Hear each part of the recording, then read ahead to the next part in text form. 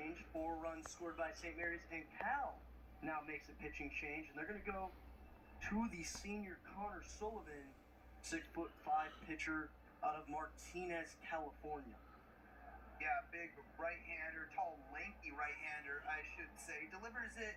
He's not quite a sidewinder, but like a 3/4 arm slot, so tough to pick up on right-handed batters. This is his 3rd season at Cal after spending a year at College of San Mateo, where one of my favorite notes I found when doing my research on him, not only was a pitcher at College of San Mateo, also kicked for their football team, a football team that is famous for John Madden, who began his coaching career at College of San Mateo. Very cool. If that's where you're going to do it, that's a good place to do it. Now, certainly a heck of a football program, but a heck of a baseball program as well. And he was brilliant there back in 2021, leading the team with 42 innings pitched and a 3-2 record over 7 starts, I should say, 3.61 ERA. He started and thrown out of the pen for Cal, and I'm certain that Coach New would like to see more than just 1 inning here out of the tall right-hander Connor Sullivan. The Gales played a game at College of San Mateo last season against Central Michigan. That was an interesting, I guess, neutral site game, even though it was really a Gales home game out in San Mateo. But it's going to start Chong off with a high one. Chong singled in the second. He's 1 for 1 so far today in that 7th spot in the order. Next one, grounded foul towards the bull side. Coach Costanza tries to make the play, not quite able to come up with it.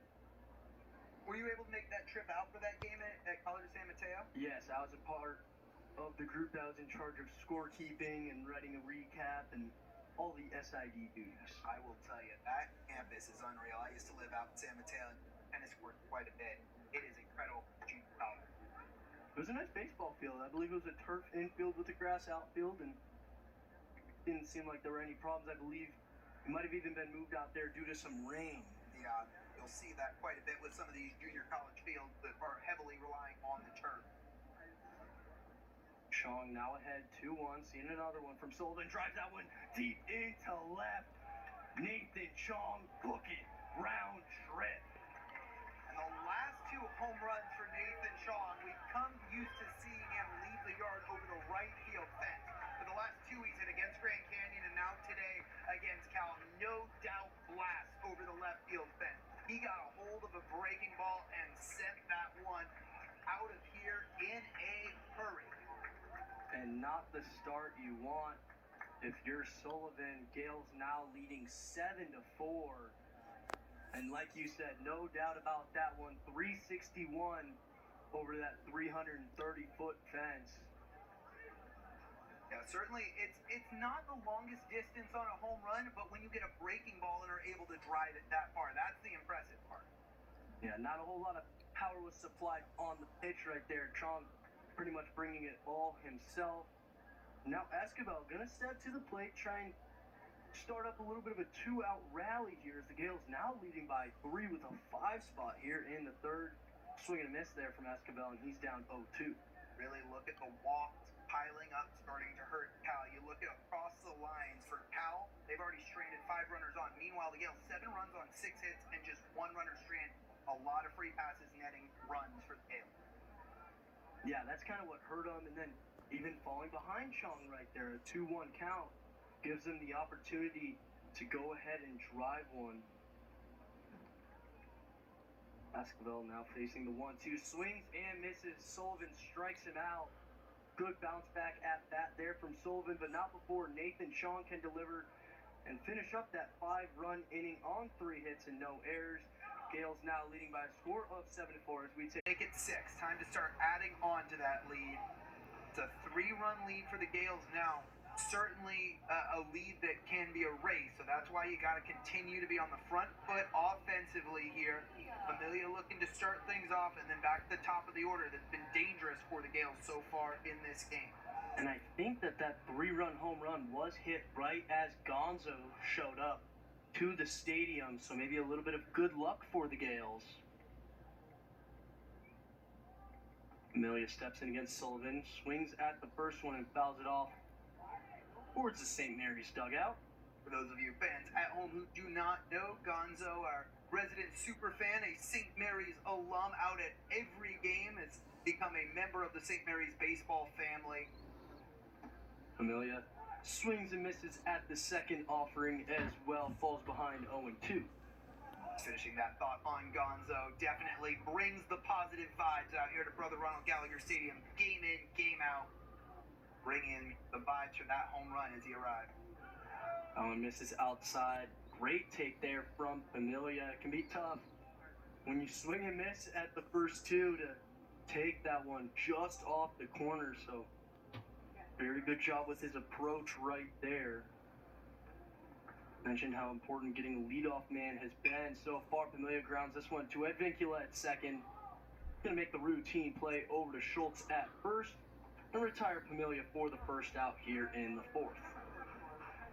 Of course, we'll go back to the pitching line and tough break, the 3-run home run surrendered by Sullivan, but only one of those runs charged to Sullivan, and just the lone hit surrendered was that home run. 5 earned runs on 3 hits charged to Quinn Larson out of the pen. 3 walks coming back to really hurt first relief out of the pen now. Exactly, and you saw Becerra have a lot of success in just 1 inning of work, but he didn't walk anybody. He did give up that 1 run, but at the very least in a high-scoring game like this one, you got to make the other team earn it. Griffith is the one to step into the box. 1-1 the count to him. He's 1 for 2 so far today. He singled and scored in the first against Becerra, then walked in the third. Takes that one away and gets ahead 2-1. Great to see Griffith working ahead again in order to try and set the table for a third time through the lineup for the Gales. Exactly the case. That's why he's been such a good leadoff man for this lineup. When they switch it up and they don't use Napier, Griffith fills that role very nicely. Facing the 2-2 from Sullivan, able to fight it off. And of course, right as I'm mentioning him being a good leadoff hitter, he shows one of those attributes right there by fighting that off. With the borderline pitch on the outside corner, spoil it away, live to see another day for Tanner Griffith. So another 2-2 now from Sullivan, this time grounded right back at him. He stabs it and flips it to Schultz over at first for the out. So not just pitching, but also playing his position out there is Sullivan and getting the first 2 up and down here in the fourth.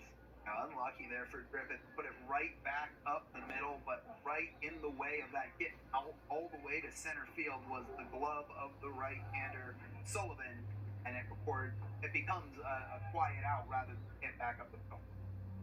Now Mayshore going to try and get something going as he takes the first one outside. He's 1 for 2 today with an RBI double, and then reached on that fielder's choice when Handra made that great jump throw of a play to get Griffith over at second as Mayshore swings and misses at that one.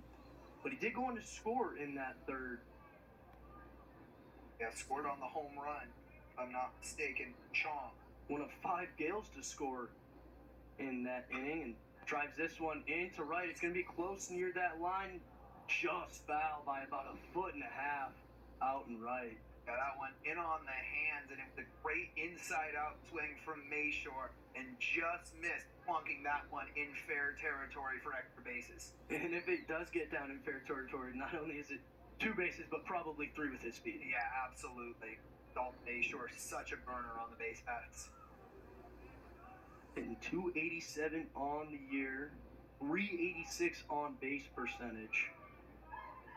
Doing a great job is Mayshore. Got Almanza in the on-deck circle if he can keep this inning going.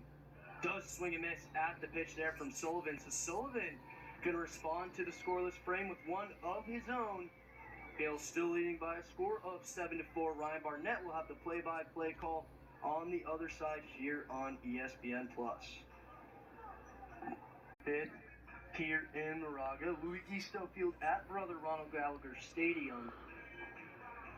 Gales hosting the California Golden Bears and leading by a score of 7-6. As expected, when you play a midweek matchup, a lot of those key starters, key pitchers are saved for the conference series over the weekend. So you're going to see high-scoring matchups, and that's what we've got here today.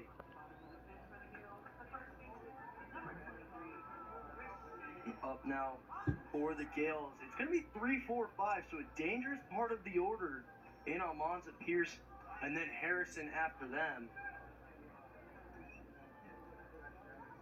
Sullivan going to see what he can do against a pretty strong part of the order. Starts Almanza off with a get me over slider, strike one. It's a good way to get ahead of a guy like this. You don't want to give him anything too good to hit early, and you don't want to fall behind. So breaking ball that finds the zone is good. Almanza chops that one foul towards the first base side, and he's down 0-2. So a great job from Sullivan. It wasn't too many zeros before we saw one of these offenses get on the board again. A 2-run home run from Gwynn hit very well. For a minute, it looked like Thuroff might have a chance. He even tried to rob it, but it was a few feet too high. There's nothing he could do about it. The 0-2 misses way up and away. Almanza not too tough of a time taking that one.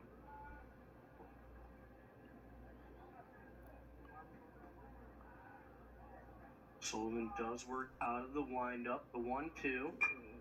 Grounded up the middle. But right there is Mutsaritas, and making the play to retire Almanza for the first out here in the bottom half of the fifth. Cal doing a good job holding the St. Mary's offense in check once again.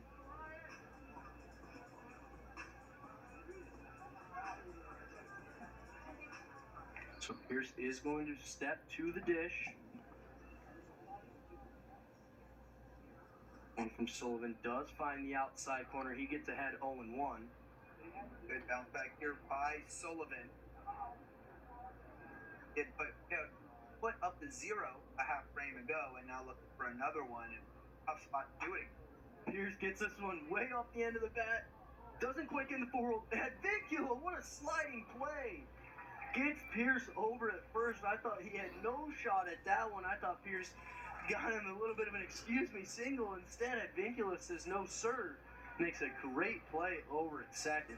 Yeah, Advincula is the, at least statistically speaking, the surest-handed infielder on this roster with just one defensive miscue this season. But there comes up with a web jam play. The second one we've seen on this infield, of course, Andrin had that great jump throw back a couple innings ago. Yeah, so some good defense from Cal, and that can really boost the confidence of the pitcher. Sullivan goes right after Harrison with that fastball, blows it by him, 0-1.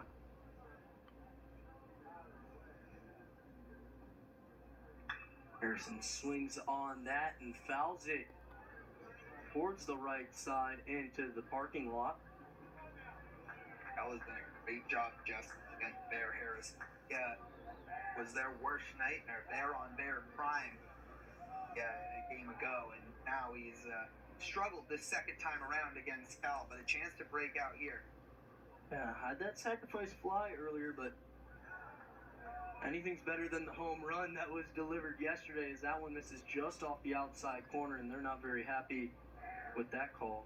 Yeah, a home run for Bear Harrison is an understatement. A mammoth jam yesterday. Swings and misses at that one on the outside corner. Sullivan doing a good job in that half inning as well. So the Gales still leading by a score of 7-6 here in Moraga. Cal comes up in the top of the sixth after the break.